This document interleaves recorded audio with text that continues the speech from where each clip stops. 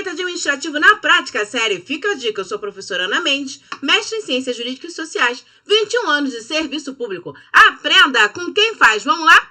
Dica número 31, dentro do tema alterações em contratos.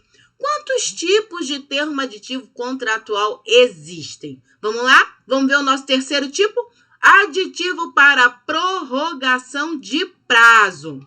Bom, inicialmente eu lembro que existem dois regimes jurídicos, tá? O da Lei 866 de 93 e o da 14.133 de 2021, tá? Os contratos que foram assinados e ainda estão em vigor, foram assinados na Lei 866, eles vão continuar seguindo todo o regramento dessa legislação, tá?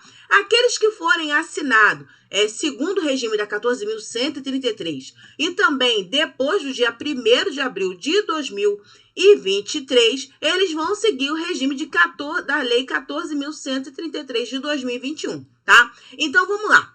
Vamos ver hoje o regramento para fazer uma prorrogação de prazo ou uma renovação contratual, né? Como nós conhecemos, dentro da Lei 866 de 93, tá ok? Depois, tá? No próximo vídeo, eu vou passar para os senhores exatamente aquilo que mudou. Muita coisa permanece igual, tá? Então, preste atenção nesse vídeo, porque os conhecimentos daqui e do próximo, os senhores vão levar, tá? Para as alterações na hora de fazer uma prorrogação de prazo lá na 14.133. Bom, na 866, essa previsão para prorrogar o prazo de vigência, ele está no artigo 57, inciso 2º, tá? Então, vamos ler aqui a legislação.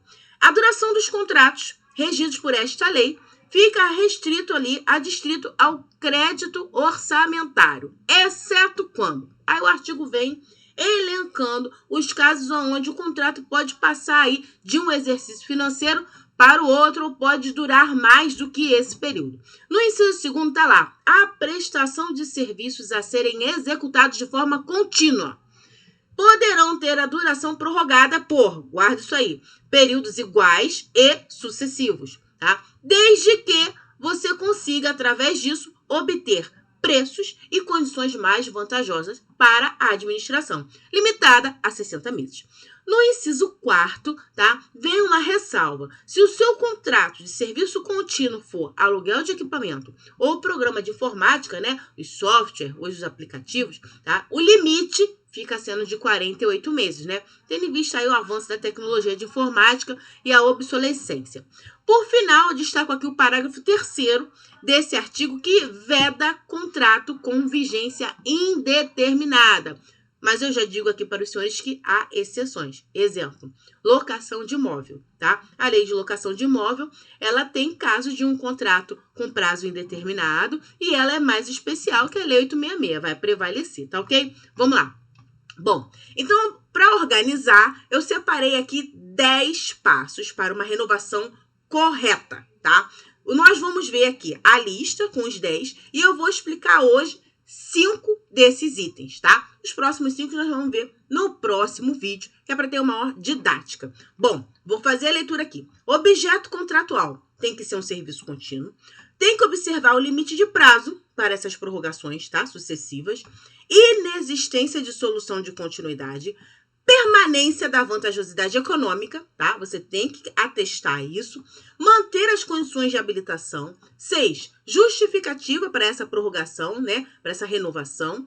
Autorização da autoridade competente. Renovação da garantia. 9, publicação aí na imprensa oficial, tá? E por fim, isso tudo só vai poder acontecer, é a corrente majoritária, se houver previsão dessa prorrogação aí no edital e no contrato. Vamos ver agora de 1 a 5 aqui de forma detalhada. Bom, objeto contratual. Não é qualquer objeto que você pode prorrogar, tá? Então, a Lei 866, ela determina que tem que ser um serviço, pelo menos predominantemente, e que esse serviço tem que ser contínuo. Exemplo, lavanderia, cozinha e cooperagem, um contrato desse de manutenção, sabe? A característica do serviço contínuo é que ele tem que estar ali todo mês para poder manter a máquina funcionando. A limpeza tá? Higiene, conservação, recepcionista, os contratos que tem a mão de obra alocada para prestar aí todo dia um serviço, mensalmente, está sempre ali, tá? E esse serviço contínuo, ele é diferente da aquisição com entrega diferida no tempo, ou seja, uma compra que você faz. E aí você monta um cronograma de entrega com entregas mensais, entregas semanais. Ele acaba parecendo um serviço, mas na verdade é uma compra e você bota datas específicas, né, adiante no futuro para fazer essa entrega. Por exemplo, um contrato de fornecimento de alimentação. Né? Você tem uma escola, tem que produzir a merenda na escola. Né? Então, tem um cardápio que o nutricionista monta e semanalmente, outras mensalmente, vai chegar ali, de acordo com esse cronograma que o nutricionista fez, a entrega dos materiais, dos insumos para preparar o alimento. Isso é uma compra com entrega diferida, é um fornecimento. Na Lei 866, na literalidade, o fornecimento com entrega diferida, ele não está abarcado na hipótese de prorrogação, tá ok? Já vi em alguns casos, mas isso é uma exceção, tá? Com certeza houve toda uma construção diferenciada, tá? Na descritiva desse objeto, parecer jurídico, para explicar que este fornecimento, esta compra, ela tem o serviço como predominante, tá? É uma saída, mas é uma coisa diferente. A regra é essa. Só pode se for serviço contínuo, tá? Então tá aí a representação. Você tem um cronograma para entregar. Primeiro mês tem uma entrega, segundo mês, terceiro mês, e assim vai até os 12 meses. Esse tipo de contrato, a rigor, você não pode prorrogar. Bom, etapa 2, segundo passo. Não deixe de observar os limites totais para essas prorrogações, tá? Então, a Lei 866 fala em períodos iguais e sucessivos, tá? Limitado a 60 meses. Se for informática, equipamento ou software, limitado a 48 meses, lembrando que é vedado ali, na regra geral, um contrato com um prazo indeterminado, tá? Então, vocês têm que observar o seguinte, sempre períodos iguais e sucessivos, será que eu não posso fazer um pouco menor ou um pouco a maior, tá? Então, isso era uma discussão doutrinária muito grande. Isso, felizmente, foi vencida, tá? Então, eu vou trazer para vocês aqui um entendimento que é majoritário, é um voto do TCU que diz que não tem problema se você fizer prorrogações por um período inferior, tá? Então, se fez uma contratação inicial de 12 meses e aí, em vez de prorrogar por mais 12, você quer fazer 6 meses, tá? Por quê? É o tempo que você precisa para terminar uma licitação que está em andamento. Não tem interesse de fazer 12, apenas 6, tá? E aí, isso aí virou uma discussão que tinha que ser 12, porque era período igual ao sucessivo, muita formalidade, literalidade da lei. Isso foi sendo questionado, foi parar no Tribunal de Contas, nós tivemos esse voto aí que pacifica. Depois disso, existem vários outros que os senhores vão achar se pesquisar. Então, ele fala ali, olha, prorrogação do contrato foi feito um tempo inferior à prorrogação, à primeira prorrogação. E aí isso vai parar no questionamento e fala, pela lei deveria ocorrer por períodos iguais e sucessivos, tá? Olha que claro. Contudo, pelo princípio da razoabilidade, olha a fundamentação, se é possível prorrogar até 60 meses, não tem por que você exigir que a prorrogação ocorra por períodos idênticos, tá? A fundamentação é o entendimento do Marçal Justin Filho, tá? No livro dele, e aí o voto termina falando, não tem problema de você prorrogar o contrato por períodos menores do que a primeira prorrogação, do que o primeiro prazo ali que você assinou o contrato. Tudo depende do interesse da administração pública. A prorrogação de prazo está dentro de uma análise discricionária do Estado. É o que você precisa. A fundamentação da sua justificativa é o que o Estado precisa. Se o Estado precisa de 6 meses, vão ser 6 meses. Se é contratado, aceitar. Tá ok? Vamos lá. Bom, terceiro ponto. Inexistência de solução de continuidade. Preste atenção porque isso acontece muito. E muita gente fica aí sustentando que não tem problema porque perdeu o prazo de vigência do seu contrato. A verdade é essa, né? Vamos dar a mão a torcer. Para você prorrogar, o contrato tem que estar vigente. Não se prorroga o que está vencido, não se prorroga o que não existe mais. Se o seu contrato venceu, ele está extinto pelo decurso do tempo. Tá ok, gente? Não adianta vir com outras argumentações. Demorou para fazer o termo aditivo, alguém esqueceu lá na caixa do sistema, em cima da mesa, depois saiu correndo, não publicou, tá? Isso aí vai comprometer a legalidade e a correção da sua prorrogação de prazo, tá? Então, eu trago aqui a orientação normativa número 3, de 2009, olha como é que isso é antigo, da AGU, tá? Exemplificando esse entendimento como majoritário. É da União? É, mas você pode usar no estado e no município, isso aí é majoritário. Bom, na análise dos processos relativos à prorrogação de prazo, cumpre aos órgãos jurídicos verificar se não há extrapolação do atual prazo de vigência. Ou seja, o prazo de que está em vigor hoje, ele já foi extrapolado, ele já venceu, é isso que é para ver. Bem como eventual ocorrência de solução de continuidade nos aditivos precedentes. Ou seja, você pegou agora para analisar um terceiro termo aditivo. Será que lá no segundo termo aditivo ele já não foi assinado com o contrato vencido? Ou seja, houve dissolução, descontinuidade no fornecimento. Isso aí, ali ó, hipóteses que configuram a extinção do ajuste, impedindo a sua prorrogação, tá? Então, eu tô aqui ensinando o certo. Publicou depois, botei omitido no diário oficial, botei a contar de. Isso tudo são jeitinhos que estão sendo dados porque foi perdido a vigência do contrato. Não é o correto, tá ok? Não deixe de ver a dica sobre publicação como condição de eficácia dos contratos, tá? É muito importante. Acerte dentro do seu órgão qual será o entendimento, tá? Acerte com o jurídico, com todos os setores, para que todo o seu processo tenha coerência na hora de contabilizar o prazo de vigência e de certificar que, de fato, ele está em vigor. Quarto passo, permanência da vantajosidade econômica está demonstrada no processo?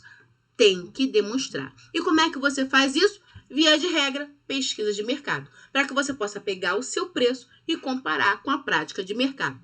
Não esqueçam, tá? No último item ali, que o seu preço com reajuste, se você estiver concedendo reajuste, ou se você for conceder esse reajuste poucos meses, logo depois, mais adiante, né? Porque depende da data base, da categoria, da data que vai ser a referência, se é o orçamento, se é a pesquisa de mercado da sua licitação, isso pode acontecer um pouquinho depois da prorrogação. Então, quando você faz a prorrogação, o preço reajustado é que tem que ser comparado com a média de mercado. Você não pode comparar o preço sem o reajuste, 3 meses depois aplicar o reajuste e aí descobrir que o contrato não é mais vantajoso por causa do reajuste, que o mercado tinha preços menores, tá?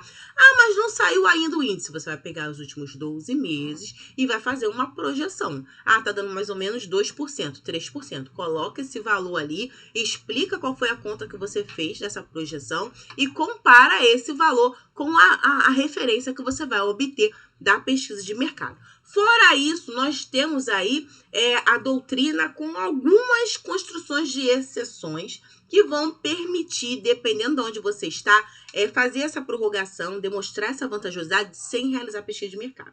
Por exemplo, contratos com mão de obra residente, tá? Na União, nós temos a N5 de 2017 e ela fala, se o seu contrato tiver mão de obra alocada no contrato, com regime de dedicação exclusiva, e o principal do valor desse contrato for o salário base, tá? Você pode usar a planilha da IN5, o reajuste desse salário com base nos normativos trabalhistas, né? Que é o quê? Acordo coletivo, convenção coletiva de trabalho, dissídio coletivo de trabalho, eles vão dar o reajuste do salário base, a lei de piso, né? E com base nisso, fazer todos os reflexos e conceder esse reajuste, porque em tese, esse percentual seria o mesmo em qualquer uma das propostas que você obteria no mercado, tá? Mas olha, isso não é totalmente majoritário, não. Mas se você está na União, existe essa previsão e você pode usar. Se você está no estado ou município, dá uma verificada aí qual é o entendimento. O importante é você considerar sempre qual é a posição do ordenador, como ele se sente mais seguro para atestar essa vantajosidade. Bom, para a gente fechar, tá? Hoje nós vamos parar aqui, no próximo vídeo nós vamos terminar as outras etapas. Bom, quinta etapa, manter as condições de habilitação. Gente, todas as condições de habilitação que foram previstas no edital, tá? Foi uma contratação direta, no seu termo de referência, no seu projeto básico. Tudo que você pediu para contratar tem que ser renovado nesse momento nos autos, para provar que a contratada tem condições de assinar esse termo aditivo de prorrogação. Então, por exemplo, habilitação jurídica, teve alguma alteração, mudou sócio, tem uma nova procuração, você vai inserir todas as certidões de regularidade fiscal atualizadas dentro do processo. Regularidade trabalhista, vai lá no site, coloca aí dentro.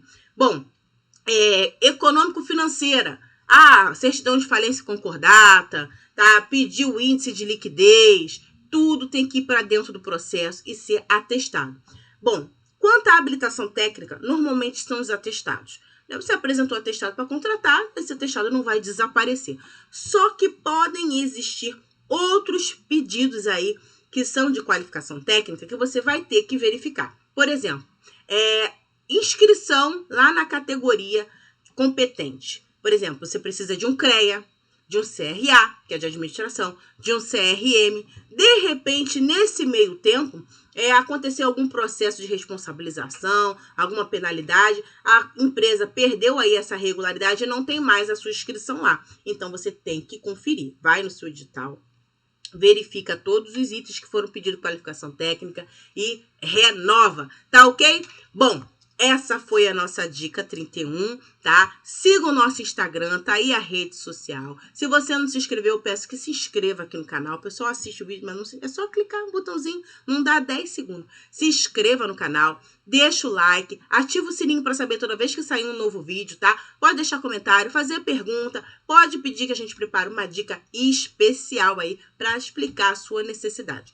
Eu sou a professora Ana Mendes, estou aqui para explicar aos senhores aquilo que os livros de direito não esclarecem. Fica com a gente. Aqui é direito administrativo na prática. Não precisa deixar e-mail, se inscrever, nada disso. Só se inscreve aí para poder ajudar na divulgação do vídeo, né? Para quando as pessoas pesquisarem ele aparecer lá em cima. E pode acompanhar a gente aqui toda segunda-feira religiosamente, tá ok? Muito obrigada pela audiência.